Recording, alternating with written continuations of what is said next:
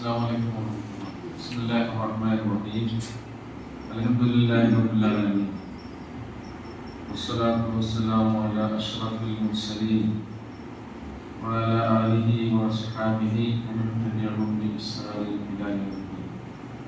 أما بعد فاتقوا الله عباد الله. പ്രിയമുള്ള സഹോദരി സഹോദരന്മാരെ, സൂറത്തുൽ മാഇദയിൽ 11ാമത്തെ ആയത്ത് മുതലാണ് ഇൻഷാ അല്ലാഹ് ഇന്ന് നമ്മൾ പഠിക്കുന്നത്. അഊദു ബില്ലാഹി മിനശ് ശൈത്വാനിർ റജീം. ബിസ്മില്ലാഹിർ റഹ്മാനിർ റഹീം.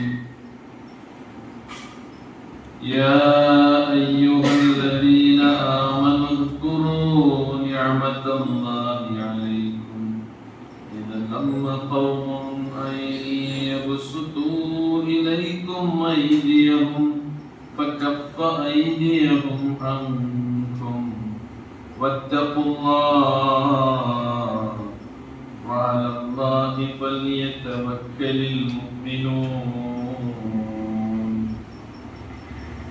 يا أيها الذين آمنوا സത്യവിശ്വാസികളെ ഉദ്കുറൂ നിഅമതല്ലാഹി അലൈക്കും, അല്ലാഹു സുബ്ഹാനഹു വ തആല നിങ്ങളുടെ മേൽ ചെയ്തു തന്ന അനുഗ്രഹങ്ങളെ നിങ്ങൾ ഓർക്കുകയും നിങ്ങൾ സ്മരിക്കുകയും.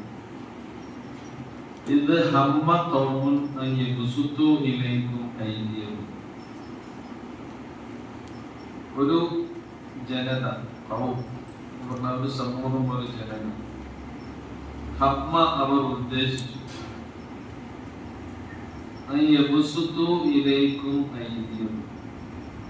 അവരുടെ കൈകൾ നിങ്ങളുടെ നേരെ നിങ്ങളെ ആക്രമിക്കാൻ വേണ്ടി നീട്ടിയപ്പോൾ എന്ന് പറഞ്ഞാൽ നിങ്ങളുടെ നേരെ ആക്രമണത്തിന് മുതിർന്ന സന്ദർഭത്തിൽ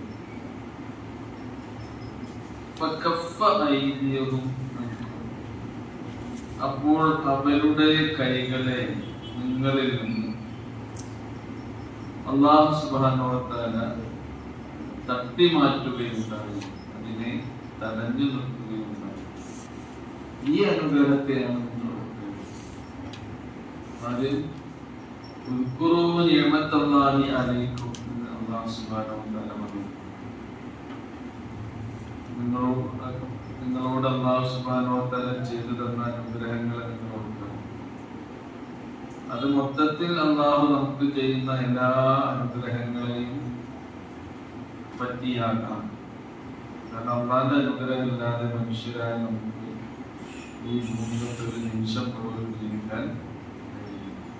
പലയിടങ്ങളിലും അല്ലാഹു നമ്മെ ഉണർത്തുന്നുണ്ട്. യാ അയ്യുഹല്ലദീന ആമനൂ ഉദ്കുറുല്ലാഹ, അല്ലാഹുവിനെ ഓർക്കുക എന്ന് പറഞ്ഞാൽ ശരിക്കും അല്ലാഹുവിന്റെ അനുഗ്രഹങ്ങളെ ഓർക്കുക തന്നെയാണ്. എന്നാൽ ഇവിടെ 2-3 സംഭവങ്ങൾ ഈ ആയത്തിന്റെ വിശദീകരണത്തിൽ തഫ്സീറുകളിലൊക്കെ നമുക്ക് കാണാൻ കഴിയുന്നത്.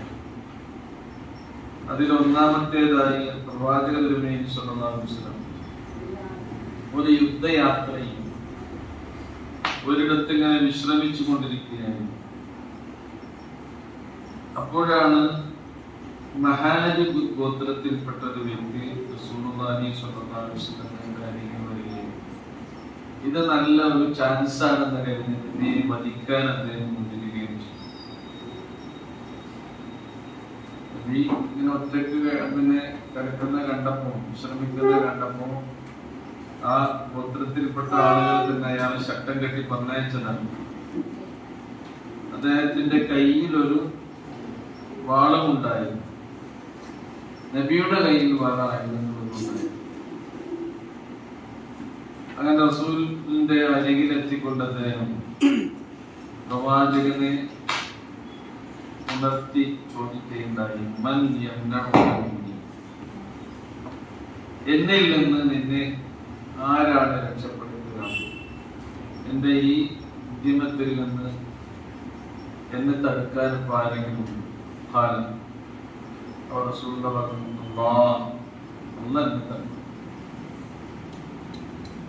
ഈ മറുപടി കേട്ടപ്പോ അദ്ദേഹത്തിന്റെ കയ്യിൽ നിന്ന് ആ വാള് താഴെ فأخذ رسول الله صلى الله عليه وسلم السيف റസൂലുള്ള ആ വാളെടുത്തു. അപ്പൊ അദ്ദേഹം പഠിച്ചു.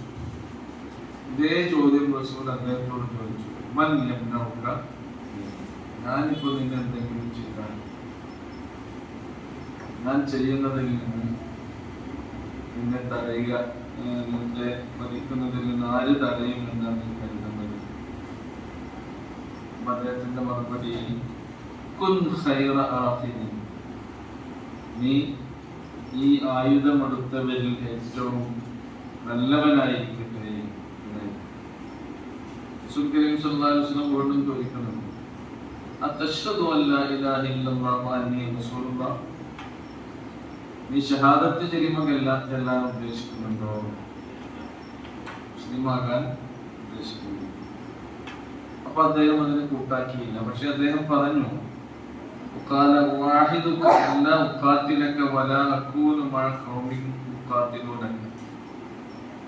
ഒരു കാര്യം ഞാൻ പറയാം, താങ്കളോട് ഒരിക്കലും ഞാൻ യുദ്ധത്തിന് വരും, മാത്രവുമല്ല താങ്കളോട് യുദ്ധത്തിന് വരുന്ന ഒരു സമൂഹത്തിന്റെ കൂടെ ഞാൻ കൂടിച്ചേരും. രക്ഷപ്പെടുത്തിയാണ് അല്ലെ, പ്രവാചകനൊന്നും ചെയ്യാതെ. റസൂൽ കരീം സല്ലല്ലാഹു അലൈഹി വസല്ലം അദ്ദേഹത്തെ വെറുതെ. എന്നിട്ട് അദ്ദേഹം തന്റെ ജനതയുടെ അരികിലേക്ക് പോയി പറയുന്നുണ്ട്, ഫജാഅ ഇലാ ഖൗമിഹി വഖാല, അദ്ദേഹം പറഞ്ഞു, ജിഅ്തുകും മിൻ ഇൻദി ഖൈരിൻ നാസ്, ജനങ്ങളിൽ ഏറ്റവും ശ്രേഷ്ഠനായ ഒരാളുടെ അരികിൽ നിന്നാണ് ഞാൻ ഇപ്പോൾ നിങ്ങളിലേക്ക് വന്നിട്ടുള്ളത് എന്ന് പറഞ്ഞ അദ്ദേഹം അവരോട് നടന്ന ഈ സംഭവങ്ങളൊക്കെ വിശദീകരിച്ചു കൊടുക്കുന്നു. ഒരു ചരിത്രമുണ്ട്. അപ്പൊ ഇവിടെ ആയത്തിന്റെ തഫ്സീർ എന്നത് വിശദീകരിക്കാനുള്ള കാരണം, അത് റസൂൽ കരീം സല്ലല്ലാഹു അലൈഹി വസല്ലമക്ക് ചെയ്തൊരു അനുഗ്രഹത്തിന് അല്ലെ, കയ്യിൽ വാളേന്തി വലിക്കാൻ വന്ന ഒരു വ്യക്തിയിൽ നിന്നും ആരെ രക്ഷപ്പെടുത്തി? പ്രവാചകൻ സല്ലല്ലാഹു അലൈഹി വസല്ലമയെ രക്ഷപ്പെടുത്തി. അല്ലാഹുവിന്റെ ഒരു അനുഗ്രഹമാണ്. നമ്മുടെയൊക്കെ ജീവിതത്തിൽ ഇതേപോലെ ഇത് സമാനമായിക്കൊള്ളണമെന്നില്ല. നമ്മുടെ ഈ ജീവിതയാത്രയിൽ ഒരുപാട് ദുരന്തങ്ങളും ദുരിതങ്ങളും അപകടങ്ങളും ഒക്കെ സംഭവിക്കാനിടയുള്ള അവസ്ഥകളിൽ നിന്ന് ചിലപ്പോൾ മുടിനാരിയേക്കൊക്കെ ഞാൻ രക്ഷപ്പെട്ടു നമ്മൾ തന്നെ പറയാറില്ലേ, അങ്ങനൊക്കെ ഉണ്ടായിട്ടുണ്ടാവും അല്ലേ? പലർക്കും ഉണ്ടായിട്ടുണ്ടാവും, എനിക്കുണ്ടായിരുന്നു. അതെന്താണ്? ഇപ്പോഴും നമുക്ക് ഇങ്ങനെ ജീവിക്കാനുള്ള സമയം അല്ലാഹു നീട്ടിത്തന്നത് എന്താണ്? നിഅമത്തുല്ലാഹ്. എന്താണ്? അല്ലാഹുവിന്റെ അനുഗ്രഹം. അപ്പൊ ഇന്നലെ മിനിയാന്ന് എൻ്റെ ഒരു കൂട്ടുകാരൻ മലേഷ്യയിൽ ജോലി ചെയ്യുന്നു. അദ്ദേഹം ഫോൺ വിളിച്ചു. അദ്ദേഹം അത്ഭുതകരമായി ഒരു വലിയ പ്രതിസന്ധിയിൽ നിന്ന് രക്ഷപ്പെട്ട കാര്യം എന്നോട് പറഞ്ഞുകൊണ്ട് കരഞ്ഞാണ് സംസാരിച്ചത്. എന്നും പതിവ് പോലെ ഓഫീസിൽ പോകാറുണ്ട്. അന്ന് അദ്ദേഹത്തിന് എന്തോ ക്ഷീണം തോന്നി, പോകേണ്ടതില്ലാന്ന് അദ്ദേഹം തീരുമാനിച്ചു. ഭാര്യ കുട്ടികളൊക്കെ പിന്നെ അദ്ദേഹത്തിന് തോന്നി പോകാം, ഇത്ര വലിയ ക്ഷീണമല്ലോ. അങ്ങനെ എന്ത് ചെയ്തു? ഓഫീസിലേക്ക് പോയി ഒരു 1-1.5 മണിക്കൂർ അദ്ദേഹം ജോലി ചെയ്തു. അതിനിടയിൽ അദ്ദേഹം ഒരു മാസ് അറ്റാക്കാണ്. ഓഫീസിൽ ആളുകളൊക്കെ ഉണ്ട്. ആളുകൾ എന്ന് പറഞ്ഞാൽ ലഞ്ച് ടൈമാണ് ആ സമയത്ത്. 1-2 ആളുകൾ മാത്രമേ ലഞ്ചിന് പോകാൻ. അദ്ദേഹത്തിന്റെ ഒരു ക്യാബിനാണ്. അതുകൊണ്ട് തന്നെ അദ്ദേഹത്തിന്റെ കാര്യങ്ങളൊന്നും ആരും ഇങ്ങനെ ഇടപെടാറില്ല. അതൊരു ഉയർന്ന പോസ്റ്റിലാണ് അദ്ദേഹം. വീണ് ആ ശബ്ദം കേട്ടിട്ട് 1-2 ആൾ പോകാത്തവർ, പോകാതെ വൈകിയ ആളുകൾ വന്നു. വീട് കിടക്കുന്ന വേഗം ഹോസ്പിറ്റലിലേക്ക് അടിയന്തര ചികിത്സ അദ്ദേഹത്തിന് ലഭിച്ചത് കൊണ്ട് അദ്ദേഹം രക്ഷപ്പെട്ടു. ഡോക്ടർ പറഞ്ഞത് ദൈവകാരുണ്യം ഒരു തടസ്സവുമില്ലാതെ പെയ്തിറങ്ങിയ ഒരാളാണ്. അള്ളാന്റെ എന്തോ ഒരു പ്രത്യേക കൃപ ഈ സമയത്ത് നമുക്ക് ആശ്വാസം ആയതിനു ശേഷം പറയാം. മാസ് അറ്റാക്ക് എന്ന് പറഞ്ഞാൽ അതിന്റെ സംഗതി നിങ്ങൾക്ക് അറിയാം അല്ലേ? അതിൽ നിന്ന് രക്ഷപ്പെടുത്തി. എന്നിട്ട് അദ്ദേഹം ഡോക്ടർമാരെ പറഞ്ഞെന്താ, ഇങ്ങനൊരു സംഭവം ഉണ്ടാവുകയാണെങ്കിൽ എന്തെങ്കിലും ഒരു പ്രയാസമില്ലാതെ ആ രോഗി രക്ഷപ്പെട്ടാൽ തന്നെ രക്ഷപ്പെടും.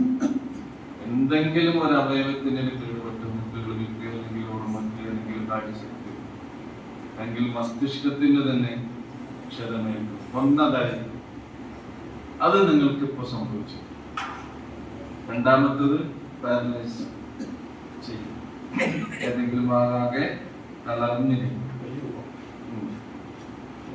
അപ്പൊ നിങ്ങൾ ഇങ്ങനെയൊക്കെയുള്ള അവസ്ഥയിൽ നിന്നും അദ്ദേഹത്തെ എന്ത് ചെയ്തു?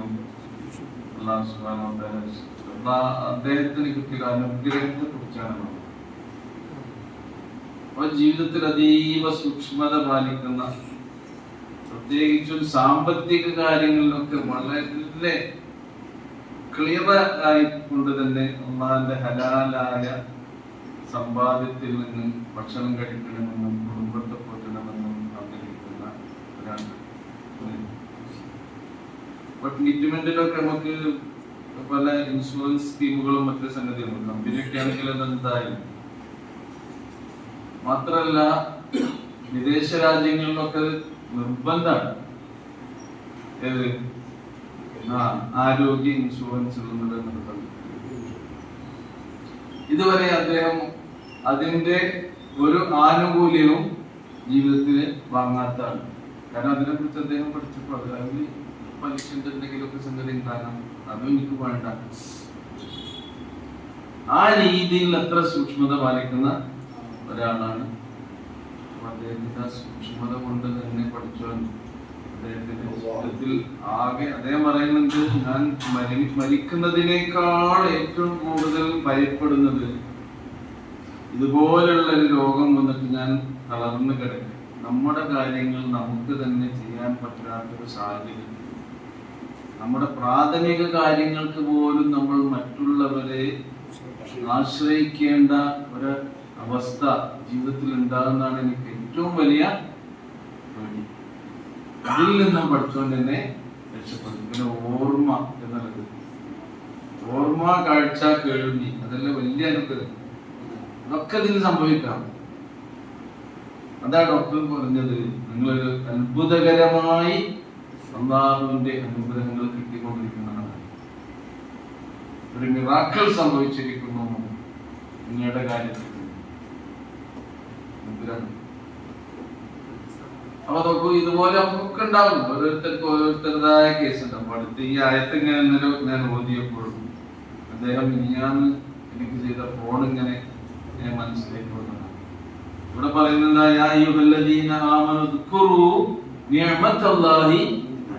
ആരോഗ്യം ഒരു വലിയ അനുഗ്രഹം തന്നെയാണ്, സമ്പത്ത് അനുഗ്രഹങ്ങളാണ്, സന്താനം അനുഗ്രഹങ്ങളാണ്. ഇതൊക്കെ ആസ്വദിച്ചുകൊണ്ട് നമുക്ക് കഴിയാനാവുക എന്നതും അല്ലാഹുവിന്റെ നിയമം. ഇവിടെ പ്രവാചക തിരുമേനി സ്വല്ലല്ലാഹു അലൈഹി വസല്ലമയെ ഇങ്ങനെയുള്ള ഒരു പ്രതിസന്ധിയിൽ നിന്ന് അല്ലാഹു സുബ്ഹാനഹു വ തആല കാത്തു. അതും ഓർക്കണം. വേറെയും സംഭവങ്ങൾ ഈ വിഷയത്തിൽ ഉദ്ധരിക്കുന്നുണ്ട്. റസൂൽ കരീം സല്ലല്ലാഹു അലൈഹി വസല്ലമക്കും സഹാബത്തിനും ഒരിക്കൽ യഹൂദികളിൽ നിന്നുള്ള കുറച്ച് സുഹൃത്തുക്കൾ ഒരു പാർട്ടി ഭക്ഷണം,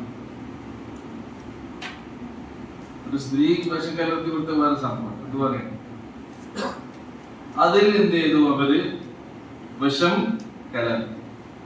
പ്രവാചക തിരുമേനി സല്ലല്ലാഹു അലൈഹി വസല്ലമക്ക് ഈ വിവരം അല്ലാഹു വഹി നൽകുകയും നബിയും സഹാബത്തും അതിൽ പങ്കെടുക്കാതിരിക്കുകയും ചെയ്തു. നിങ്ങൾ പോയിട്ടില്ല, ഇങ്ങനത്തെ വിവരം നിങ്ങൾ ക്ഷണിച്ചിട്ടില്ല, നിങ്ങൾ പോകാൻ റെഡി ആയിട്ടില്ലേ, പക്ഷെ എങ്ങനെയാണ് അവസ്ഥ? അവിടെ അള്ളാഹുവിന്റെ അനുഗ്രഹം തന്നെയാണ് ഈ കാര്യം അറിയിച്ചു കൊടുത്തത്. നബിയായത് കൊണ്ടാണ് ഇപ്പൊ വഹി മുഖേന അറിയിച്ചു. മറ്റൊരു സംഭവം ഉദ്ധരിക്കുന്നുണ്ട് തഫ്സീർ. യഹൂദ ഗോത്രമായ ബനൂ നദീറിന്റെ അടുക്കലാണ് റസൂൽ കരീം സല്ലല്ലാഹു അലൈഹി വസല്ലം അന്നത്തെ ഒരു സാമ്പത്തിക ബുദ്ധിമുട്ടുണ്ടായപ്പോൾ കുറച്ച് പൈസ കടം വാങ്ങാൻ വേണ്ടി അവിടെ അരികിലേക്ക് ചെന്നു. അവർ കൊടുക്കാമെന്ന് ഏറ്റു. അവരുമായി സംസാരിച്ചു കൊണ്ടിരുന്ന് റസൂൽ അത് കിട്ടുന്നത് വരെ ഒരു ചുമരിൽ ചാരി ഇങ്ങനെ അത് പ്രതീക്ഷിച്ചുകൊണ്ട് കാത്തിരുന്നു. ആ സന്ദർഭത്തിൽ അവര് നബിയുടെ സാന്നിധ്യം, നബി വരണമെന്ന് ആഗ്രഹിച്ചുകൊണ്ടായിരിക്കും ചിലപ്പോ കടം കൊടുക്കാമെന്ന് സമ്മതിച്ചത്. കിട്ടട്ടെ, നബി വരട്ടെ, കടം ആവശ്യക്കാരെ ഏതായാലും വരുമല്ലോ. ആ സമയത്ത് നബിയുടെ തലയിലേക്ക് ഒരു വലിയ കല്ലിട്ടുകൊണ്ട് നബി കൊന്നു കളയാനായിരുന്നു ഒരു ഗൂഢാലോചന. ഇങ്ങനെയുള്ള ഈ ഗൂഢാലോചനയും അല്ലാഹു സുബ്ഹാനഹു വ തആല പ്രവാചകൻ നബി സല്ലല്ലാഹു അലൈഹി വസല്ലമയെ അറിയിച്ചു കൊടുത്തതിൽ നിന്ന് രക്ഷപ്പെട്ടു. ഇവിടെ പറയുന്നത് ഇത് ഹമ്മ ഖൗമുൻ അയ്യബുസുതു ഇലൈക്കും ഐദിയഹും, ഒരു ജനവിഭാഗം അവരുടെ കൈകൾ നിങ്ങളെ ആക്രമിക്കാൻ വേണ്ടി നിങ്ങളുടെ നേരെ നീട്ടിയ സന്ദർഭത്തിൽ ഫകഫ ഐദിയഹും അൻകും, അവരുടെ കൈകൾ നിങ്ങളിൽ നിന്ന് അല്ലാഹു സുബ്ഹാനഹു വ തആല തട്ടിമാറ്റുകയുണ്ടായി. ഈ അനുഗ്രഹത്തെ നിങ്ങൾ എന്ത് ചെയ്യണം? ഓർക്കണം, സ്മരിക്കണം. അപ്പൊ അങ്ങനെയും നമ്മുടെ ജീവിതത്തിൽ പല പ്രതിസന്ധികളും ഒക്കെ ഉണ്ടാകും. നേരത്തെ നമ്മളൊരു സംഭവം പറഞ്ഞല്ലോ, റസൂൽ കരീം സല്ലല്ലാഹു അലൈഹി വസല്ലമയുടെ അരികിൽ വാള് ഉയർത്തിപ്പിടിച്ചു. അത് വേറെ രീതിയിലും റിപ്പോർട്ട് ചെയ്യുന്നുണ്ട്. ഈ വാള് നബിയുടെ വാളന്നെയായിരുന്നു. നബി വിശ്രമിച്ചപ്പോ അതൊരു മരത്തിൽ അതിങ്ങനെ തൂക്കിയിട്ടതായിരുന്നു. നബി സല്ലല്ലാഹു അലൈഹി വസല്ലം അല്ലഖഹു ഫീ ഷജറത്തിൻ വഖ്ത റാഹ, വിശ്രമ സമയത്ത് നബി എന്ന മരത്തിൽ ഇങ്ങനെ തൂക്കിയിട്ടായിരുന്നു. അങ്ങനെ ആ വാളാണ് ഇയാൾ എടുത്തതെന്നും നബിയോട് മൻ യംനഉക മിന്നീ എന്ന് ചോദിച്ചത്. എന്റെ വാളിൽ നിന്ന് നിന്നെ രക്ഷിക്കാൻ ആരുണ്ട്? ആ സന്ദർഭത്തിലാണ് റസൂലുള്ളാഹ് എന്ന് പറയുന്നത് അദ്ദേഹത്തിന്റെ കയ്യിൽ നിന്ന് വാള് വീണത്. ഇങ്ങനെ രണ്ട് വിധത്തിലുള്ള റിവായത്തുകളിൽ ഈ സംഭവം പറഞ്ഞിട്ട് ഈ ആയത്തിന് ശേഷം പിന്നെന്താണ് പറയുന്നത് നോക്കൂ.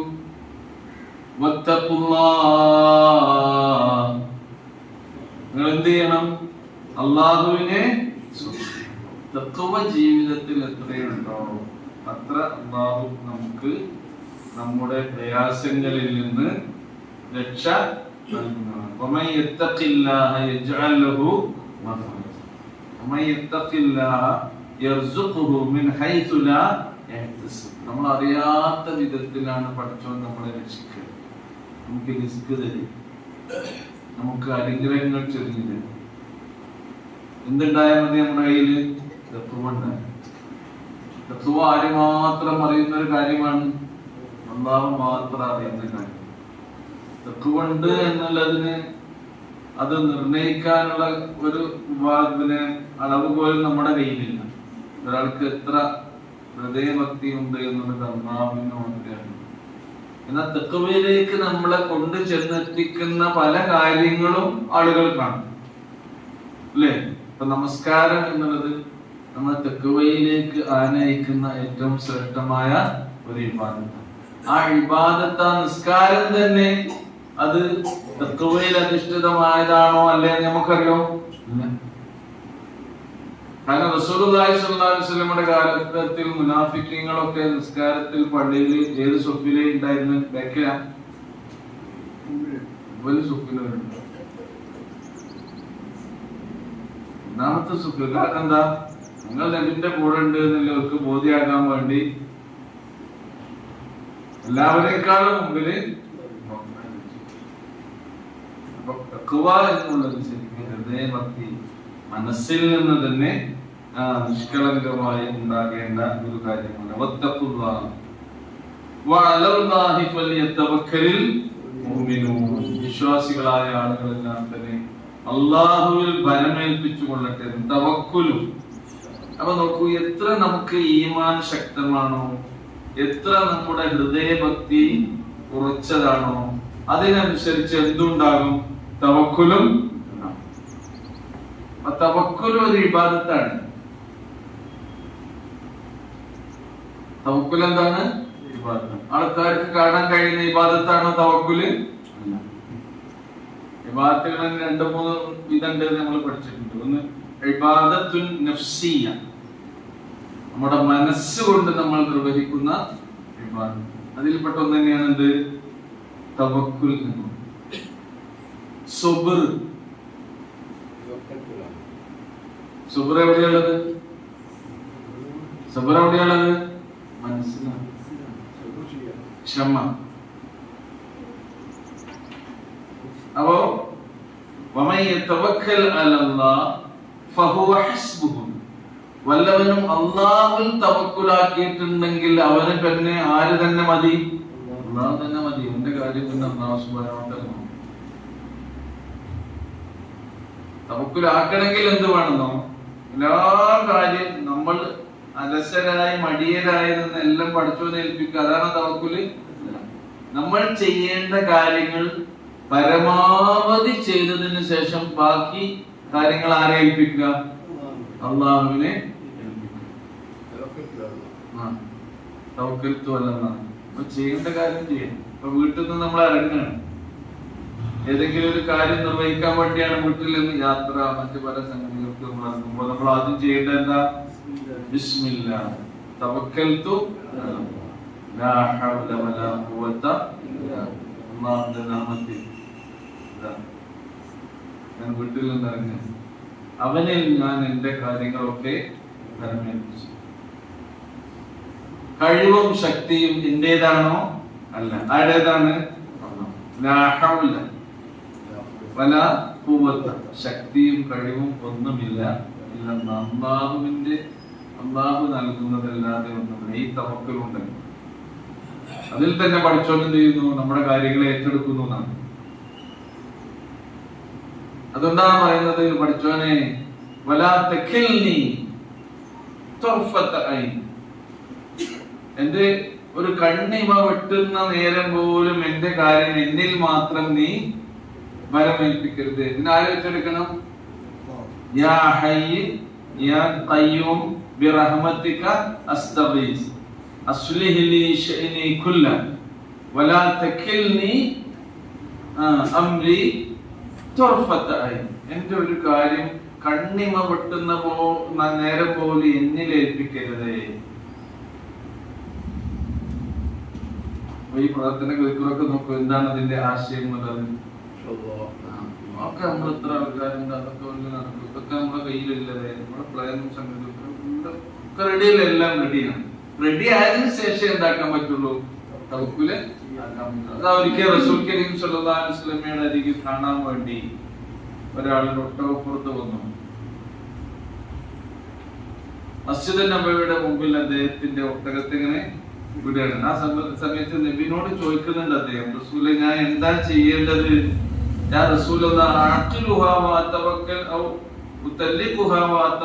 ഞാൻ ഒട്ടകത്തെ കെട്ടിട്ടിട്ട് അള്ളാഹുവിൽ തവക്കുലാക്കണോ, അതോ മേയാൻ വിട്ടിട്ട് അള്ളാഹുവിൽ തവക്കുലാക്കണോ? ഒട്ടകത്തിനെ മേയാൻ വിടാൻ, അതല്ല ഒട്ടകത്തിനെ അവിടെ കെട്ടിയിട്ടതിന് ശേഷം പഠിച്ചോണ്ട് തവക്കുലാക്കണം. ഫഖാല സ്വല്ലല്ലാഹു അലൈഹി വസല്ലം ഇഖ്ൽഹാ വതവക്കൽ, മരത്തിന് എവിടെയെങ്കിലും കെട്ടിയിട്ടോ എന്നിട്ട് അള്ളാഹുവില് ചെയ്യേണ്ട കാര്യം ചെയ്യണം, എന്നിട്ട് അഴിച്ചു വിട്ടിട്ട് തവക്കൽതു അലല്ലാഹ് എന്ന് പറഞ്ഞാല് അത് പാടും. ചെയ്യേണ്ട കാര്യം തന്നെ ചെയ്തിട്ട് എന്ത് ചെയ്യാൻ പാടുള്ളൂ? അള്ളാഹുവിൽ തവക്കുലാക്കാൻ പാടുള്ളൂ. അതാ ഇങ്ങനെയൊക്കെ ഈ കാര്യങ്ങളൊക്കെ പറഞ്ഞതിന് ശേഷം അല്ലാഹ് പറയുന്നത് വത്തഖുല്ലാഹ വഅലല്ലാഹി ഫലിയതവക്കലിൽ മുഅ്മിനൂൻ, വിശ്വാസികൾ അവർ ചെയ്യേണ്ട ഒരു കാര്യമാണെന്ത്? തവക്കുൽ. തവക്കുൽ എന്നുള്ളത് ഒരു ഇബാദത്ത് തന്നെയാണ്. ഇബാദത്തുൻ നഫ്സിയ എന്നാണ്. പൂർവികരായ പ്രവാചകന്മാരുടെ ഒക്കെ ജീവിതത്തിൽ വന്ന കാര്യങ്ങൾ അതാണ്. ഇബ്രാഹിം അലൈഹി സ്വലാത്തു വസ്സലാമിനെ അഗ്നികുണ്ഡാരത്തിലേക്ക് വലിച്ചെറിയുന്ന സന്ദർഭത്തിലും ഇബ്രാഹിം അലൈഹി സ്വലാം പറഞ്ഞെന്താണ്? ഹസ്ബുനല്ലാഹ് വനിഅമൽ വകീൽ, നിങ്ങൾക്ക് അല്ലാഹു മതി, നിങ്ങളുടെ കാര്യങ്ങൾ ഏറ്റെടുക്കുന്നവനായി, ഇത്ര നല്ലവനായി നമുക്ക് അല്ലാഹു ഉണ്ട്. അതുകൊണ്ട് തന്നെ നിഅമൽ വകീൽ, ഏറ്റവും നല്ല വക്കീൽ ആരാണ്? അല്ലാഹു. വക്കീൽ എന്ന് പറഞ്ഞാൽ എന്താ? കാര്യങ്ങൾ ഏറ്റെടുക്കുന്ന ആള്, നമ്മുടെ കാര്യങ്ങൾ കൈകാര്യം ചെയ്യുന്നവനായി അല്ലാഹു തന്നെ മതി എന്നാണ്. പ്രവാചകൻ തിരുമേനി സ്വല്ലല്ലാഹു അലൈഹി വസല്ലമയോടും പറയുന്നുണ്ട്, وبما رحمة من الله لنت لهم ولو كنت فظا غليظ القلب لانفضوا من حولك واعف عنهم واستغفر لهم وشاورهم في الأمر فإذا عزمت فتوكل على الله وعلى الله فليتوكل إن الله يحب المتوكلين. എന്നാണ് അവിടെ പറയുന്നത്. ഫബിമാ റഹ്മത്തിൻ മിനല്ലാഹ് ലിൻതലം, അല്ലാഹുവിന്റെ പ്രത്യേക കാരുണ്യം നിങ്ങൾക്ക് റഹ്മത്ത് കിട്ടിയതുകൊണ്ടാണ് നബിയെ താങ്കളുടെ കൂടെയുള്ള അനുചരന്മാരോട് അലിവും കനിവും ദയാവായ്പുമുള്ളവനായി തീരാൻ നിങ്ങൾക്ക് കഴിയുന്നത്. റസൂലിനുള്ള പ്രത്യേകമായ സ്വഭാവത്തിന്റെ കാര്യം പോലും അല്ലാഹുവോട് ഓർമ്മപ്പെടുത്താൻ റഹ്മത്തുൽ ലിൽ ആലമീനായി നിയോഗിതനായ ആളാണ് ആര്? റസൂലുള്ളാഹി സ്വല്ലല്ലാഹു അലൈഹി വസല്ലം. അപ്പോ റസൂലിന്റെ ലിൻതലഹും, അവരോട് അലിവും ദയയും ഒക്കെ പ്രകടിപ്പിക്കാൻ താങ്കൾക്ക് കഴിയുന്നതും അല്ലാഹുവിന്റെ റഹ്മത്ത് തന്നെയാണ്. വലൗ കുന്ത ഫല്ലൻ വലിയൽ ഖൽബ്, താങ്കൾ പരുഷ ഹൃദയനും കഠിന ഹൃദയനും പരുഷ സ്വഭാവിയുമായിരുന്നുവെങ്കിൽ ലം ഫല്ലു മിൻ ഹൗലിക്, നിങ്ങളുടെ ചുറ്റും നിന്നും അവരൊക്കെ പിരിഞ്ഞു പോകും. നബിയുടെ കൂടെ ആളുണ്ടാകും, നബിയുടെ കൂടെ അല്ല ആരുടെ കൂടെ എന്തുണ്ടാവില്ല, എന്തുണ്ടെങ്കിൽ ഈ പറഞ്ഞ സ്വഭാവമാണ്. എങ്ങോട്ടും പോകണ്ടോ. കഠിന ഹൃദയൻ പരുഷ സ്വഭാവം. ആ പരുഷ സ്വഭാവവും കഠിന ഹൃദയനും ആവുക എന്നുള്ളത് ഒരിക്കലും ഒരു വിശ്വാസിക്ക് ഉണ്ടാകാൻ പാടില്ല. എന്നിട്ട് നബിയോട് പിന്നെ പറയാം, അവർക്ക് മാപ്പ് കൊടുക്കണം, അവർക്ക് വേണ്ടി താങ്കൾ പ്രത്യേകമായി അല്ലാഹുവിനോട് പാപമോചന പ്രാർത്ഥന നടത്തണം. കാര്യങ്ങൾ അവരോടൊക്കെ എന്ത് ചെയ്യണം, കൂടി ആലോചിച്ചതിന് ശേഷം കൂടിയാലോചിച്ചതിന് ശേഷം ഒരു കാര്യം നടപ്പിലാക്കാൻ തീരുമാനിക്കൂലേ, തീരുമാനിച്ചു കഴിഞ്ഞിട്ട് പിന്നെ എന്ത് വേണം,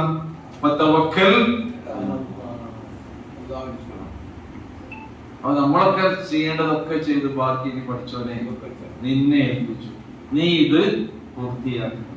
എത്ര ചെറിയ കാര്യമാണെങ്കിലും വലിയ കാര്യമാണെങ്കിലും ഇതാണ് നമ്മൾ, അതാണ് തവക്കുലിന്റെ പ്രാധാന്യമായി നമ്മൾ മനസ്സിലാക്കേണ്ടത്. നമ്മൾ ചെയ്യാതെ തവക്കുലാക്കി എന്ന് പറഞ്ഞാല് ഉമർ റളിയല്ലാഹു ആട്ടി വിട്ടതുപോലെ അത്തരക്കാരെ നമ്മൾ എന്ത് ചെയ്യണം, ആട്ടി വിടണം. ഉമർ റളിയല്ലാഹു ഒരിക്കലും മസ്ജിദുൻ നബവിയിലെ നിസ്കാരമൊക്കെ കഴിഞ്ഞ് കുറെ ആൾക്കാർ പോയി, കുറച്ച് ആൾക്കാർ പള്ളിയിൽ നിന്ന് പോകാതെ ഇങ്ങനെ ഇരുന്ന് ഒരു മൂലക്കെ ഇരുന്നിട്ട് ഇങ്ങനെ ഒക്കെ ആയിട്ട് കഴിഞ്ഞു പോകുന്നു. ആ പ്രത്യേക ഒരു രീതിയിൽ അവരിങ്ങനെ ഒഴിഞ്ഞിരുന്ന് ദിക്റൊക്കെ ചെല്ലുന്ന കണ്ടപ്പോൾ മുറുകെല്ലാവരും അവിടെ ചെന്ന് ചോദിച്ചു, എന്താ അവിടെ പരിപാടി? ഞങ്ങൾ ഇങ്ങനെ ദിക്റും പ്രാർത്ഥനയ്ക്കായി കഴിഞ്ഞു കൂടാണ്. മുറുകെല്ലാവരും ചോദിച്ചത്, അപ്പൊ നിങ്ങൾക്ക് കുട്ടികളും മക്കളും ഒന്നുമില്ലേ, മായിഷത്തിന് വേണ്ടി അധ്വാനിക്കാനൊന്നും പോകണ്ടേ? അപ്പൊ അവര് പറയണേ, അതൊക്കെ അല്ലാഹുവിനെ നിങ്ങൾ തവക്കുലാക്കി, പഠിച്ചോല് തവക്കുലാക്കി പള്ളിയിൽ ദിക്റും സ്വലാത്തും കഴിഞ്ഞാൽ അവിടെ വീട്ടില് വല്ലതും ഇറങ്ങുമോ? അപ്പോഴാണ് ഉമർ റളിയല്ലാഹു അൻഹു പറഞ്ഞത്, ആകാശം നിങ്ങൾക്ക് സ്വർണ്ണം പള്ളി ഇറക്കി തരും നിങ്ങളുടെ വിചാരം? അല്ലാഹു സുബ്ഹാനഹു വ തആല ഖുർആനിൽ പറഞ്ഞത് നിങ്ങൾ കേട്ടിട്ടില്ലേ? ഫൈദാ ഖുദിയത്തിസ് സ്വലാം, നിസ്കാരം നിർവഹിച്ചു കഴിഞ്ഞാൽ പിന്നെന്താ, പിന്നെ തവക്കുലാക്കി പള്ളിയിൽ ഇരുന്നോളി, എല്ലാ സാധനം പഠിച്ചോ വീട്ടിലെത്തിച്ചിരുന്ന പറയുന്നത്. പിന്നെന്താ പറയുന്നത്, ഭൂമിയിൽ നിങ്ങൾ വ്യാപരിക്കണം, അള്ളാഹ് ഒരുക്കി തന്ന അള്ളാന്റെ അനുഗ്രഹം തേടി നിങ്ങൾ പോകണം.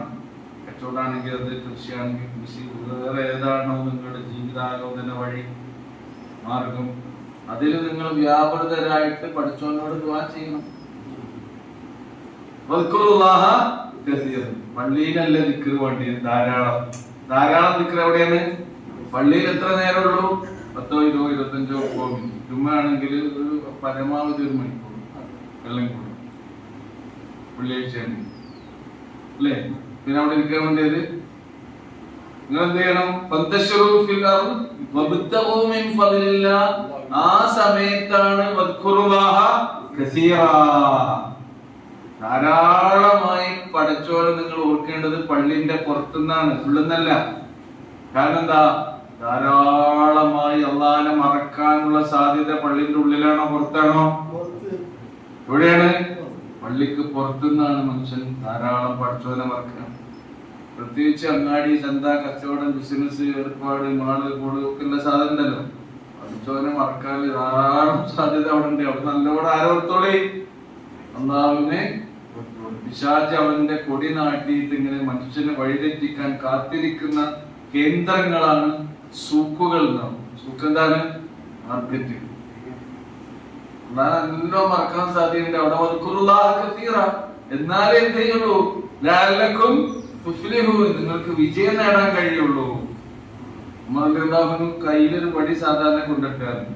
അത് തോന്നി പോയിടാണെന്ന് തോന്നി. എന്ത് ചെയ്തു? ആട്ടിവിട്ടതാണ് സംഭവം. തവക്കുലിനെ ശരിക്ക് തലതിരിഞ്ഞ് മനസ്സിലാക്കുന്ന രീതി ഒരിക്കലും ഉണ്ടാകാവതല്ല. കാര്യങ്ങൾ ചെയ്തതിന് ശേഷം പട്രോളില് അപ്പൊ അള്ളാഹുവിന്റെ അനുഗ്രഹങ്ങൾ ഉണ്ടാകും. ആ അനുഗ്രഹങ്ങൾ നിങ്ങൾ എന്ത് ചെയ്യണം?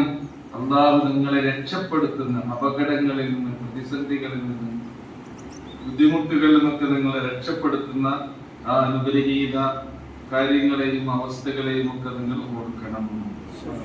വത്തഖുല്ലാഹ വഅലല്ലാഹി ഫലിയതവക്കലിൽ മുഅ്മിനൂൻ. ആയത്തൊന്ന് നോക്കൂ, ക്ലിയറല്ലേ? യാ അയ്യുഹല്ലദീന ആമനൂ اذكروا نعمة الله عليكم إذ هم قوم أن يبسطوا إليكم أيديهم فكف أيديهم عنكم واتقوا الله وعلى الله فليتوكل المؤمنون. ഇനി വേറൊരു വിഷയം കൂടി, ഒരു പാരഗ്രാഫായി തുടങ്ങുന്നു.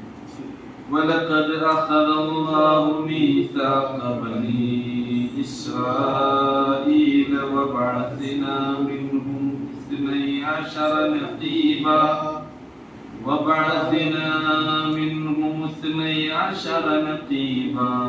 وقال الله إني معكم لئن أقمتم الصلاة وآتيتم الزكاة وآمنتم برسلي وعزرتموهم وأقرضتم الله قرضا حسنا لأكفرن عنكم سيئاتكم ولأدخلنكم جنات تجري من تحتها الأنهار فمن كفر بعد ذلك منكم فقد ضل سواء السبيل.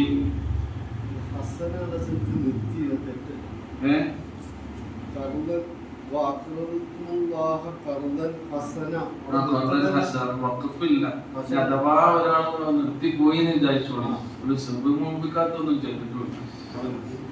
ഇങ്ങനെ ഓതുമ്പോ ആ ഖുർആൻ ഓതുമ്പോ നീ പിന്നെ ശ്രദ്ധിക്കേണ്ടത്, ഇപ്പൊ തജ്വീദ് നിങ്ങളെ പഠിച്ചിട്ട് തജ്വീദ് നിങ്ങളൊക്കെ ഇങ്ങനെ പഠിച്ചുകൊണ്ടിരിക്കുമ്പോ പിന്നെ അതിൽ വളരെ പ്രധാനമായി സൂക്ഷിക്കേണ്ടത് ഖുർആനിന്റെ ആശയങ്ങൾക്ക് പിന്നെ കോട്ടം തട്ടുന്ന വിധത്തിൽ ഖുർആൻ ഓതുമ്പോൾ ചെയ്യാൻ പാടില്ല, വഖഫ് ചെയ്യാൻ പാടില്ല എന്നുള്ളത് അത് നമ്മൾ പ്രത്യേകം മനസ്സിലാക്കി. ഇപ്പൊ പ്രത്യേകം ആളുകൾക്ക് തജ്വീദ് വല്ലാതെ പഠിക്കുന്നു.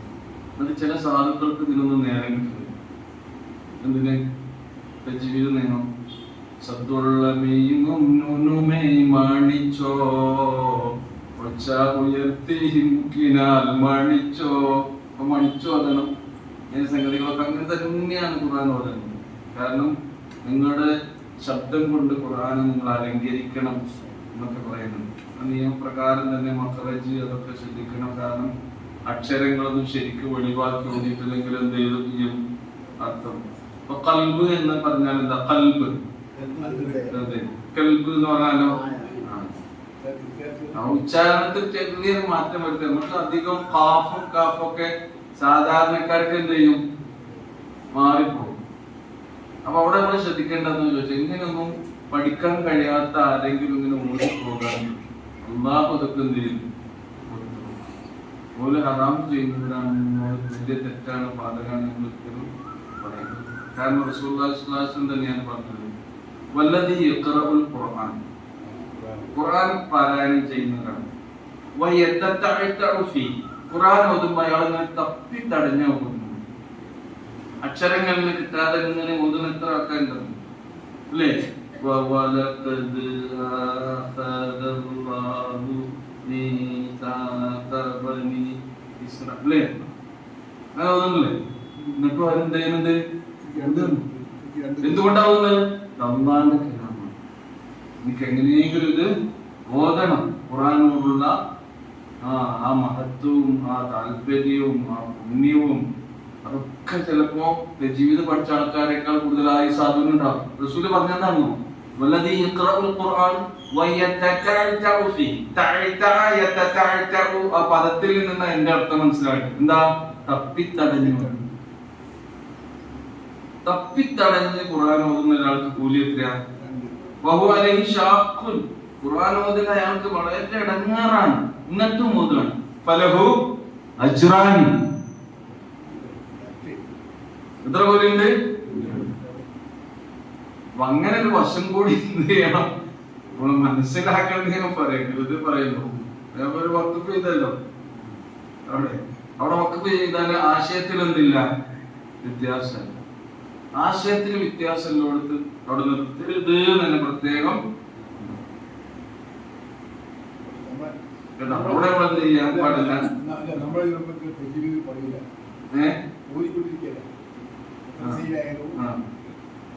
പക്ഷെ ഞാൻ ജീവിതം പഠിക്കണം, അതിന്റെ സംഗതി ഒന്നും അതിനെ ചെറുതാക്കി കാണേ അതിന്. പക്ഷെ ഇത് നമ്മൾ ഉണ്ടാകില്ല. പഠിച്ചു കഴിഞ്ഞാൽ പിന്നെ ഓരോക്കെ പിന്നെ അങ്ങനെ ഓതുന്നത്. ഇത് റസൂൽ തന്നെയാണ് പറഞ്ഞത്. അങ്ങനെ ആ കാര്യം കൂടി, അതിന്റെ മറ്റേ വശം കൂടി എന്ത് ചെയ്യണം? നമ്മൾ മനസ്സിലാക്കേണ്ടതുണ്ട്. ക്ലിയർ അല്ലേ പറഞ്ഞതില്? എന്തെങ്കിലും ഒക്കെ വ്യക്തതയുണ്ടോ? ഇല്ലല്ലോ? നിങ്ങളുടെ ചിലപ്പോ നമുക്ക് എന്ത് ചെയ്യാൻ കഴിയില്ല, ഒരുമിച്ചിട്ട് അങ്ങനെ ഉണ്ടെങ്കിലും എടുത്തു അതും ചെയ്യാം. എടുത്തു ഹറമിലെ ഇമാമന്മാരെല്ലാം നിർത്തി ഞാൻ ശ്രദ്ധിച്ചിട്ടുണ്ട്. ഖിറാഅത്തിന് 7 രീതിയിലുണ്ട്. സബഉൽ ഖിറാഅത്ത് കേട്ടോ, 7 രീതിയിൽ ഖുർആൻ പാരായണം. ചിലതൊക്കെ നമ്മൾ കേട്ടിട്ട് സാധാരണ നമ്മൾ മനസ്സിലാക്കാത്ത രീതിയിലുള്ളതാണെങ്കിൽ, ഇപ്പൊ ഒരാള് മലികി യൗമിദ്ദീൻ നമ്മൾ സാധാരണ ഓതുന്നത് എന്താ? ഖുർആനിൽ എന്താ ഉള്ളത്? മാലികി യൗമിദ്ദീൻ. ഒരു ഇമാം ഓതാണ് മലികി യൗമിദ്ദീൻ. അത് ശരിയോ തെറ്റോ? അല്ല, ലാംഗ്വേജ് അല്ല, അങ്ങനെ ഖിറാഅത്ത് ഉണ്ട്. അങ്ങനെ ഒരു ഖിറാഅത്ത് അത് തെറ്റല്ല. മലിക് എന്ന് പറഞ്ഞാൽ മലിക്കിനാസ് ഇല്ലേ? മലിക്കിനാസ്, മാലിക്കും മലിക്കും ആശയം ഒന്ന് തന്നെയാണ്. ഓക്കെ,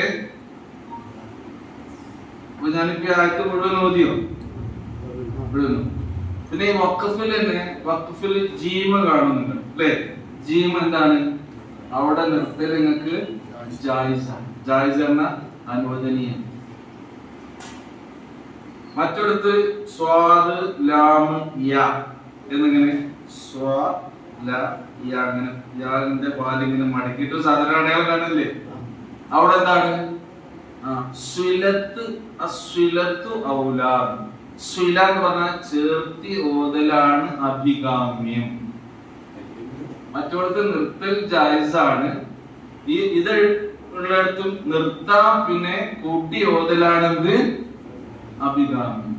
ചിലയിടത്ത് ഖാഫ് കാണും അല്ലേ? അവിടെ എന്ത് ചെയ്യാം? അവിടെ നിർത്തിക്കൊള്ളു, അവിടെ നിർത്തിക്കൊള്ളു. അപ്പൊ ഈ അടയാളങ്ങൾ കാണുന്നുണ്ട്. ആയത്തുൽ കുർസി നമ്മളൊക്കെ ഓതുന്നില്ലേ? ആയത്തുൽ കുർസി ഓതുന്നില്ലേ? ആയത്തുൽ കുർസി തജ്വീദ് നിയമം അനുസരിച്ച് ഓതാണെങ്കിൽ എത്ര സ്റ്റോപ്പ് ഉണ്ട് അല്ലേ? എത്ര സ്റ്റോപ്പ് ഉണ്ട്? 10 സ്ഥലത്ത് നിർത്തി ഓതാൻ പറ്റുന്ന 2 ആയത്ത് മാത്രമേ ഖുർആനിലുള്ളൂ. അതിലൊന്നാണ് ഇത് ആയത്തുൽ കുർസി. ആയത്തുൽ കുർസി 10 സ്ഥലത്ത് നിർത്തി ഒന്ന് ഓതി. നമ്മളിപ്പോ ഇങ്ങനെ ഓതുന്നത് തന്നെയാണ്. അപ്പൊ അങ്ങനെ നിർത്തി ഓതാന്നുള്ളൂ കേട്ടോ. ഓതണമെന്നില്ല. കൂട്ടി എന്ത് ചെയ്യാ? ഓതാം. അല്ലാഹു ലാ ഇലാഹ ഇല്ലാഹു. അവിടെ സ്റ്റോപ്പ് ഉണ്ട്. അടയാളല്ലേ നോക്കി. ആയത്തുൽ കുർസി സൂറത്തുൽ ബഖറയിലെ നമ്പർ എത്രയാണ്? 255 ആണ്. ഫോൺ നമ്പറൊക്കെ കാണാൻ അറിയില്ലേ? അതേപോലെ 255 അൽ ബഖറയിലെ 255. കാരണം നിത്യോദനാണ്. അങ്ങനെ എല്ലാം നോക്കിട്ടോ. ഞാൻ 10 പറഞ്ഞിട്ടുണ്ട്. 10 നോക്കുക. ഓർമ്മക്ക് ഇങ്ങനെ പറഞ്ഞേ. അല്ലാഹു ലാ ഇലാഹ ഇല്ലാഹു. അവിടെ നിർത്തണം. അൽ ഹയ്യുൽ ഖയ്യൂം. എത്രയായി? ലാ തഖുദുഹു സിനത്തുൻ വലാ നൗം ലഹു മാ ഫിസ് സമാവാതി വമാ ഫിൽ അർദ്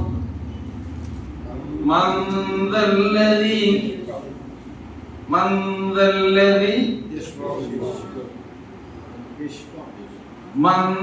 الذي يشفع عنده إلا بإذنه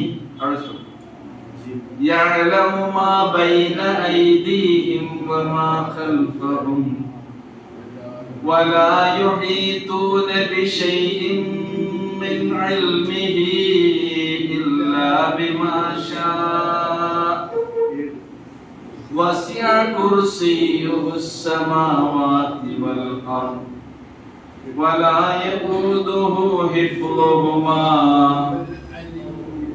وهو العلي العظيم. ഈ ആയത്തിന്റെ പ്രത്യേകത എന്താണ്? അശറു കലിമാത്തിൻ മുസ്തഖില്ലാത്തിൻ എന്നാണ്. സ്വതന്ത്രങ്ങളായ 10 മെസ്സേജുകളാണ് ഈ ആയത്തിൽ അല്ലാഹു നൽകുന്നത്. 10 മെസ്സേജ്. എത്രയില്? അത് തജ്വീദ് പ്രകാരം നമ്മൾ ഓതുമ്പോ 10 സ്ഥലത്ത് വഖഫ് ചെയ്ത് തന്നെ ഓതാം. ഇത് കൂട്ടി ഒന്നിനും എന്തില്ല വിരോധം. ഓക്കേ. നോക്കൂ. വലഖദ് അഖദല്ലാഹു മീസാഖ ബനീ ഇസ്രായീൽ. ബനൂ ഇസ്രായീൽ ആരാണ്? ഇസ്രായേൽ സന്തതി. അപ്പൊ ഇസ്രായേൽ ആരാണ്? യാക്കൂബ് അലൈഹിസ്സലാം. അപ്പൊ യാക്കൂബ് അലൈഹിസ്സലാമിന്റെ പേരാണെന്ത്? ഇസ്രായേൽ. ബനൂ ഇസ്രായേൽ എന്ന് പറഞ്ഞാൽ ബനൂ യാക്കൂബ്. എത്ര മക്കളുണ്ടായിരുന്നു യാക്കൂബ് അലൈഹിസ്സലാമിന്? 12 മക്കൾ. അതാണ് ഇന്നി റഅയ്തു 11. യൂസുഫ് നബി അലൈഹിസ്സലാം കണ്ട സ്വപ്നമാണ്. പാപ്പ ഇന്നി റഅയ്തു 11 കൗകബൻ. 11 നക്ഷത്രങ്ങളെ ഞാൻ കണ്ടു. 11 ബ്രദേഴ്സാണ്. ആരെ? യൂസുഫ് അലൈഹിസ്സലാം. അവിടെ എത്രയായി? വശംസ വൽ ഖമറ. സൂര്യനും ചന്ദ്രനും. അതാരാണ്? അവരൊക്കെ റഅയ്തുഹും ലീ സാജിദീൻ. അവരൊക്കെ എന്റെ മുമ്പിൽ സാഷ്ടാംഗം നമിച്ച് നിൽക്കുന്നത് ഞാൻ കണ്ടു. 12 മക്കൾ എന്നില്ലെങ്കിൽ ഞാൻ ഇത് പറഞ്ഞു. മക്കൾക്ക് കൂടെ വരുന്നുണ്ട്. അപ്പൊ ബനീ ഇസ്രായേൽ, ഇസ്രായേൽ സന്തതികളോട് അല്ലാഹു സുബ്ഹാനഹു വ തആല തീർച്ചയായും കരാർ ചെയ്തു. അഖദ എന്ന് പറഞ്ഞാൽ അഖദല്ലാഹു മീസാഖ ബനീ ഇസ്രായേൽ. ബനീ ഇസ്രായേലിയരോട് അല്ലാഹു സുബ്ഹാനഹു വ തആല കരാർ ചെയ്തു. നിശ്ചയമായും തീർച്ചയായും അങ്ങനെ ഒരു സംഭവം ഇനി വിശദീകരിച്ചിട്ടുണ്ട്. മീസാഖ് എന്ന് പറഞ്ഞ ഉടമ്പടി കരാർ. മീസാഖിന്റെ ബഹുവചനാണ് മവാസീഖ്. കരാർ തന്നെ ഈ മായിദയുടെ ആദ്യത്തിൽ ഔഫൂ ബിൽ ഉഖൂദ് നമ്മൾ പഠിച്ചില്ലേ? അതെന്നെയാണ് ഇത് മീസാഖ്. അഖ്ദ് അതിന്റെ ബഹുവചനാണ് ഉഖൂദ്. മീസാഖ് ബഹുവചനം മവാസീഖ്. അഹ്ദ് അതും കരാർ തന്നെയാണ്. അതിന്റെ ബഹുജനം ഉഹൂദ്, കരാർ. മീസാഖ ബനി ഇസ്രായീൽ. എന്നിട്ട് അല്ലാഹു ഇത് ചെയ്യുന്നുണ്ട്. വബഅസ്നാ മിൻഹും 12 നസീബാ. അവരിൽ നിന്ന് 12 നേതാക്കന്മാരെ, നായകന്മാരെ, അല്ലെങ്കിൽ തലവന്മാരെ. നഖീബ് എന്ന് പറഞ്ഞാൽ എന്താ? നേതാവ്, തലവൻ.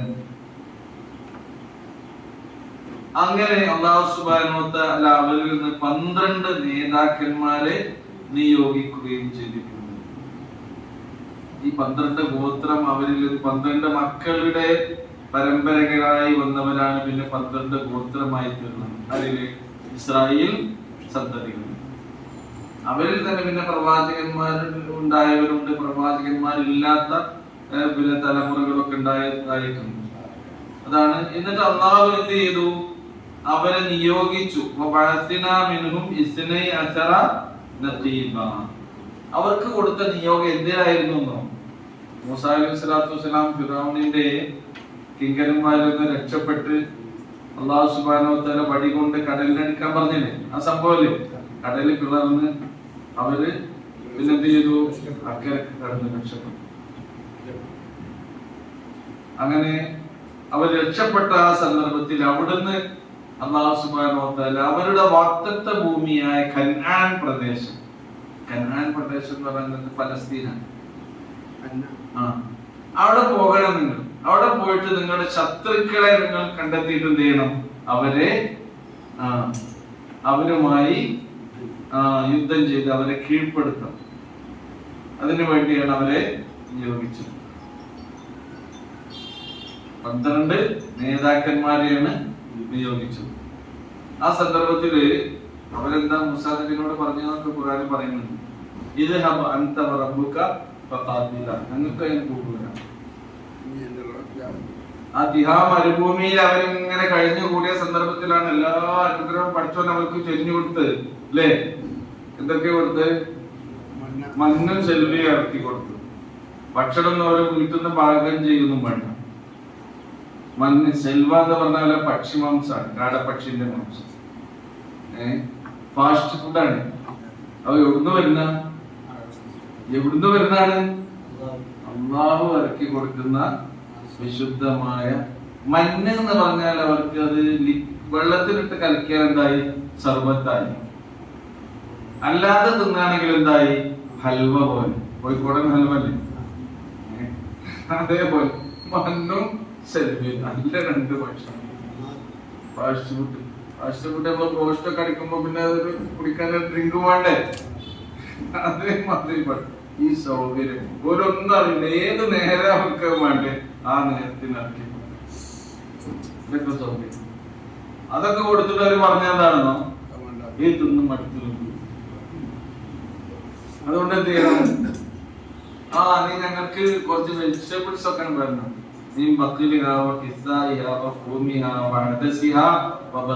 കുറച്ച് ഉള്ളി വരട്ടെ, കുറച്ച് പച്ചക്കറി വരട്ടെ, പയറ് വരട്ടെ, അക്കരിക്ക വരട്ടെ. ഇതൊക്കെ മറ്റവർക്ക് തന്നെ പഠിക്കും. നല്ലത് പഠിച്ചോൻ കൊടുത്തിട്ട് അത് വേണം. ഇങ്ങനെ ഒഴിവാക്കിയ ടീമാണ്. അതുകൊണ്ടാണ് ഇവർക്ക് കൊടുത്ത അത്ര അനുഗ്രഹം വേറെ ആർക്കും പഠിച്ചോ ദുനിയാവില് കൊടുത്തിട്ടുണ്ടാവും. എന്ന് പറയുന്നില്ലേ? അല്ല ചെയ്ത അനുഗ്രഹങ്ങൾ നിങ്ങൾ ആലോചിച്ചു നോക്കി എന്ന് പറഞ്ഞിട്ട്.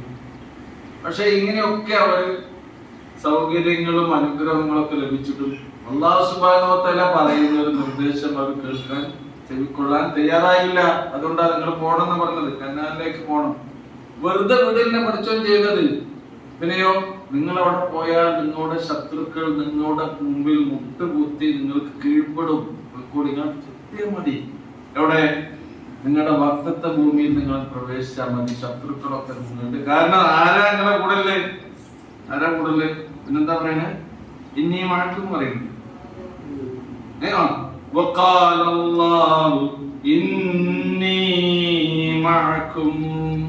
അല്ലാഹു പറഞ്ഞു ഞാൻ നിങ്ങളുടെ കൂടെ ഉണ്ട്. എന്നിട്ടും അവർ തയ്യാറാകാതെ മൂസാ നബിയോട് എന്താ പറഞ്ഞത്?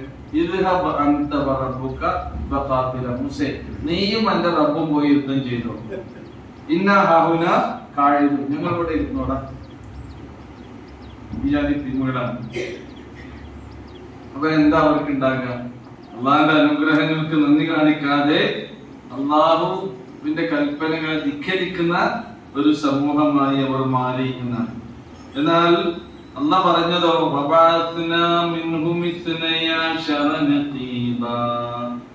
അസ്ബാത്ത് എന്ന് പറയുന്നത് ഇവർക്കാണ്. അസ്ബാത്ത് എന്ന് പറയുന്നത് അത് ഈ 12 ഗോത്രക്കാരടങ്ങുന്ന ഈ മക്കളുടെ പിന്മുറക്കാരായി വരുന്ന ആളുകളാണ്. അള്ളാഹ് പറയുന്നത് എന്താണോ, നിങ്ങൾ നമസ്കാരം പുറപ്രകാരം അനുഷ്ഠിക്കുകയാണെങ്കിൽ. ആർക്കായ നിസ്കാരം? ആർക്കാ നിസ്കാരം? ബനി ഇസ്രായേലിലേക്ക്. അപ്പൊ അന്ന് എന്തുണ്ട്? നിസ്കാരമുണ്ട്. നിങ്ങൾ കൃത്യമായി സക്കാത്ത് കൊടുക്കുകയാണെങ്കിൽ. അപ്പൊ ആ കാലത്ത് എന്തുണ്ട്? നിസ്കാരമുണ്ട്. ആദം നബിന്റെ കാലത്തും നൂഹ് നബിന്റെ കാലത്തും എല്ലാ പ്രവാചകന്മാരുടെ കാലത്തുള്ള ഒരു ഇബാദത്ത് തന്നെയാണ് നിസ്കാരം. അന്നുള്ള സംഗതി എന്താണ്? സക്കാത്ത്. അന്നും ഉണ്ട് എന്ത്? കുതിബ അലൈക്കുമുസ് സിയാമു കമാ കുതിബ അലല്ലദീന മിൻ ഖബ്ലിക്കും എന്ന് പറഞ്ഞ ഖബുലാരാണ്? ആദം നബി വരെയുള്ള സമൂഹമാണ്. അവർക്ക് എന്തുണ്ട്? നോമ്പുണ്ട്. കേട്ടോ? അപ്പൊ അന്നൊക്കെ നിസ്കാരം, നോമ്പ്, സക്കാത്ത്, ഹജ്ജ്, ഈ അതേപോലെ തന്നെ ഇസ്ലാം കാര്യം എത്രയാണ്? 5. ആദം നബിന്റെ കാലത്ത് ഇസ്ലാം കാര്യം എത്രയാണ്? 5 ഉണ്ടാവില്ല. 5 തന്നെയാണ്. ഈമാൻ കാര്യം എത്രയാണ്? എന്ന് മുതൽ തുടങ്ങിയത്? ആദം നബിന്റെ കാലം. ഇസ്ലാം എന്നാണോ വന്നത് അന്നുള്ള ഇസ്ലാമിന്റെ വിശ്വാസ കാര്യങ്ങളും ആരാധനാനുഷ്ഠാന കാര്യങ്ങളും ഒന്ന് തന്നെയാണ്. പക്ഷെ അതിലെ കർമ്മങ്ങളിലൊക്കെ എന്തുണ്ടാകാം? വ്യത്യാസം ഉണ്ടാകാം.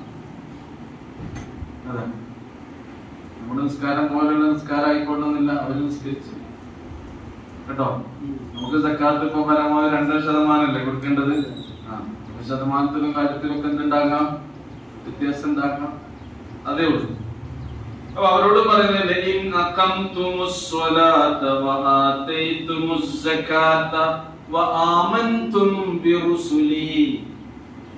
എന്റെ പ്രവാചകന്മാരിൽ നിങ്ങൾ വിശ്വസിക്കുകയുമാണെങ്കിൽ.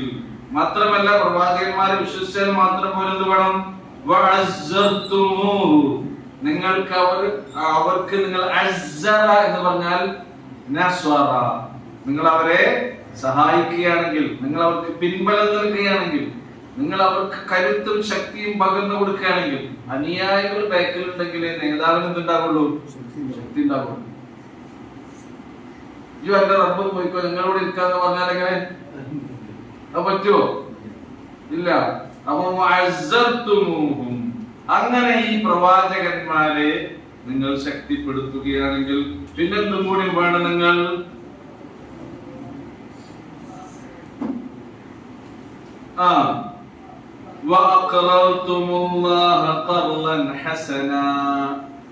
നിങ്ങൾ എന്ത് ചെയ്യണം?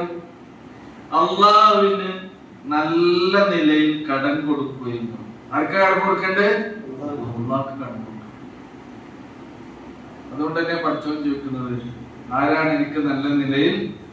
മന്ദല്ലദീ, ആരുണ്ടടാ നിന്നോട് കൂട്ടത്തിൽ? അള്ളാഹുവിന് കടം കൊടുക്കുന്നവനായി. എങ്ങനെയുള്ള കടം? ഖർളൻ ഹസൻ. കടം നല്ല കടാണ് കൊടുക്കുന്നത്. നല്ല കടം കൊടുക്കാൻ എന്താ? കടം ചോദിച്ചു വരുന്ന ആളുടെ ആവശ്യം തീരുന്ന വിധത്തിൽ, അയാൾക്ക് തൃപ്തിയാകുന്ന വിധത്തിൽ കടം കൊടുത്താലാണ് അതിന് ഖർളൻ ഹസന എന്ന് പറയും. അപ്പൊ അള്ളാഹ്ക്ക് കൊടുക്കേണ്ട കടം എങ്ങനെയായിരിക്കണം? ഖർളൻ ഹസൻ. തൃപ്തിയാകുന്നത് എപ്പോഴാണ്? നമ്മുടെ മനസ്സിന് തൃപ്തി വരുമ്പോഴാണ്. എങ്ങനെയെങ്കിലും ശല്യം പോകട്ടെ, വെക്കോ. അല്ല, നമ്മുടെ മനസ്സിന് തൃപ്തി ഇല്ലേ? അതാണ് കാരണം. എന്താ? റളീതു ബില്ലാഹി റബ്ബാ, എന്റെ അള്ളാഹുവിനെ റബ്ബായി എനിക്ക് തൃപ്തിയായി, റസൂലിനെ, നബിയെ, മുഹമ്മദ് നബി സല്ലല്ലാഹു അലൈഹി വസല്ലമയെ റസൂലായി ഞാൻ തൃപ്തിപ്പെട്ടു എന്നൊക്കെ പറയുന്നില്ലേ? റളീതു ബില്ലാഹി റബ്ബൻ വബിൽ ഇസ്ലാമി ദീന, ഇസ്ലാമിനെ ദീനായി നമുക്ക് തൃപ്തിപ്പെടുന്നു. അതേപോലെ വൃത്തിയോടുകൂടി ഹസനായ കർല് കൊടുക്കുകയാണെങ്കിൽ എന്തുണ്ട് അള്ളാഹ് നൽകുന്ന പ്രതിഫലം. ആ സക്കാത്ത് കഴിഞ്ഞിട്ടാണ് ഇത് കടം. സംശയിച്ചോ?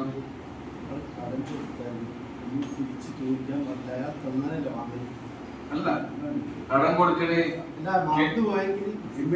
മറന്നു പോയെങ്കിൽ ഓർമ്മപ്പെടുത്തണം. കാരണം എന്താ, ആ കടം വാങ്ങിയ ആളുടെ കുറ്റക്കാരനാകരുത്. കടക്കാരനായ ഒരാൾ മരിച്ചാല് കടം വീട്ടുന്നത് വരെ അയാളുടെ ഖബറിൽ ഒരു സുഖം ഉണ്ടാവില്ല എന്നാണ്. ഖബറിൽ നിങ്ങളുടെ അമലിന്റെ തണുപ്പ് നിങ്ങൾക്ക് കിട്ടണോ, കടണം കിട്ടണം എന്ന് അല്ലാഹു റസൂൽ പറഞ്ഞു. ഏതുവരെയെന്നോ, ഏതുവരെ രക്തസാക്ഷിയാണെങ്കിൽ വരെ, അയാൾ കടക്കാരനാണെങ്കിൽ അയാളുടെ രക്തസാക്ഷിത്വത്തിന്റെ ആ പ്രതിഫലം ഖബറിൽ അനുഭവിക്കണമെങ്കിൽ ആൾക്കാർ അയാളുടെ സ്വത്തുണ്ടെങ്കിൽ എന്ത് ചെയ്യണം? അതുകൊണ്ടല്ലേ ഖുർആൻ പറഞ്ഞത് മരിച്ചു പോയാൽ ആദ്യം വീട്ടേണ്ട എന്താണ്? സൂറത്തുൽ നിസാ അനന്തരാവകാശങ്ങൾ പഠിച്ചില്ലേ? അതെന്താ പറയുന്നത്? മിൻ ബഅദി വസിയ്യ, ആദ്യം വസിയത്ത് ഉണ്ടോ ബാപ്പാന്റെ ഉമ്മാന്റെ നോക്കണം, ഉണ്ടെങ്കിൽ അതിനെ മാറ്റി വെക്കുക. മിൻ ബഅദി വസിയത്തിൻ യുസൂന ബിഹ ഔ ദൈൻ, ദൈൻ എന്ന് പറഞ്ഞാ വസിയത്ത് ഉണ്ടോ മാറ്റി വെക്കുക, കടണ്ടോ മാറ്റി വെക്കുക. മാറ്റി വെച്ചിട്ട് ഇല്ലെങ്കിലോ മക്കളോട് കൊടുക്കണം. മക്കളുടെ സ്വത്ത് ആരെ കടം വീട്ടണം? ബാപ്പാന്റെ കടം വീട്ടണം. കടത്തിന് യാതൊരു എക്സ്ക്യൂസും ലോകത്തിൽ പഠിച്ചവനെ കടം കൊടുക്ക. ആയത്തുദൈനാണ് ഏറ്റവും വലിയ ദൈനം. ഏറ്റവും വലിയ ഏറ്റവും വലിയ കടമിടപാടുകളുമായി ബന്ധപ്പെട്ടാണ്. ബാപ്പി മകനും തമ്മിലാണ് ഇടപാട് നടത്തണമെങ്കിൽ എന്ത് ചെയ്യണം? എന്റെ മകനല്ലേ, ഒന്നോടൊപ്പം ഇങ്ങനെ ചോദിച്ചാ വേണ്ട, ചോദിച്ചോളൂ. മകന് കട ആയിട്ട് കൊടുത്തിട്ടുണ്ടെങ്കിൽ കടം കിട്ടാനായി. മാത്രല്ല സമയം അതിനെ കൃത്യമൊക്കെ എഴുതി വെക്കണം. അതിന് സാക്ഷികൾ വേണം. ബാപ്പ മകന് കടം കൊടുക്കാണ് 2 ലക്ഷം റുപ്യ. അങ്ങനെയാണെങ്കിൽ എന്ത് ചെയ്യണം? 2 സാക്ഷികൾ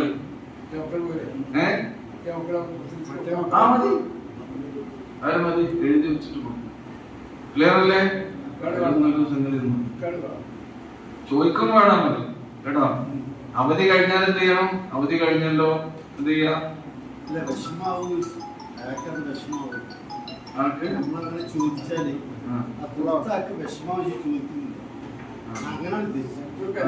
വിഷമാണ്. അങ്ങനെ വിഷമാക്കാൻ പാടില്ല. ചോദിക്കുമ്പോ വിഷമൊന്നുമില്ലല്ലോ. കടം വാങ്ങിയപ്പോ വിഷമല്ലല്ലോ. വീട്ടിലെ ചോദിക്കുമ്പോഴത്തെ വിഷമം അങ്ങനെ ഉണ്ടാക്കാൻ പാടില്ല. ഏറ്റവും വേഗം നമ്മൾ ചെയ്യേണ്ടത് എന്താണ്? കടമാണ്. നമ്മൾ ഇങ്ങനെ ബാക്കി നമുക്ക് വിശദീകരിക്കട്ടോ. ഒന്നാണ് കേട്ടോ. ബാക്കി അടുത്തത് കുറച്ച് ഉണ്ട്, ചെറിയൊരു നീണ്ടല്ലായിരുന്നു. അപ്പൊ നമ്മള് ഇൻഷാ അല്ലാഹ് കുറച്ച് കാര്യങ്ങളാണ് പറയേണ്ടത്. നമ്മള് നമ്മുടെ റിഹാബ് സെന്ററിന്റെ